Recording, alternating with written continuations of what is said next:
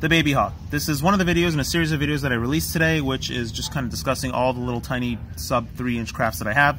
This is the Babyhawk. I'm going to tell you about the performance and the story. I don't actually have flight footage for it because after flying a bunch of these things today, I just did not have the energy to fly this one and get flight footage for you. It's really not that impressive. I don't like anything less than 4-inch, really less than 5-inch. So, I mean, I don't recommend anything of this size to any newcomer at all. I have a very firm opinion about that. It's my opinion. Other people will tell you different things, but I think it's a very poor decision to go with one of these when you're new. And please watch my discussion regarding all of them together because it's more informative in that respect. So the Babyhawk. The story of the Babyhawk is pretty interesting. The motors are the most special part of the Babyhawk, and I don't know if I'm supposed to tell you this about or not, but the motors of the Babyhawk were originally made for a selfie drone that was never actually produced. So Emax made a couple 100,000 of these motors, and the selfie drone was never made, so they just got stuck with a whole bunch of motors.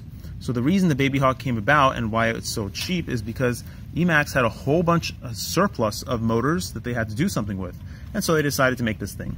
It's pretty good. Not my favorite. I mean, none of these are my favorite. It's fun to fly. It's perfectly fine.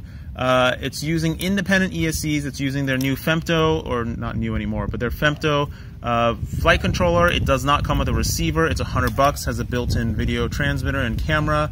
The props are pretty durable. The frame is pretty durable. The prop guards are, in my opinion, the best in the industry. They do not interfere with flight performance. They do not run into the blades. They don't bend or break very easily, which is saying a lot. The prop guard design on this thing is the best in class, and the general frame structure of this is the best in class. So I like that. I even like the battery strap. So whoever put this thing together kind of knew what they were doing, like really knew what they were doing, and really put it together in a nice way. That being said, if you do break something, if you do burn the ESCs, it's a pain to resolder them or rebuild the thing. It's just a pain, and that's the main reason why I don't recommend it to anybody new, because number one, it doesn't really fly that great because of an issue that all of these little tiny things share.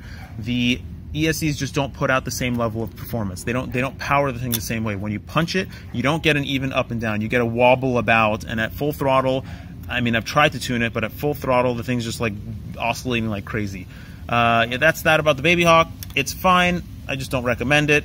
Please watch the series, the video describing all of them together.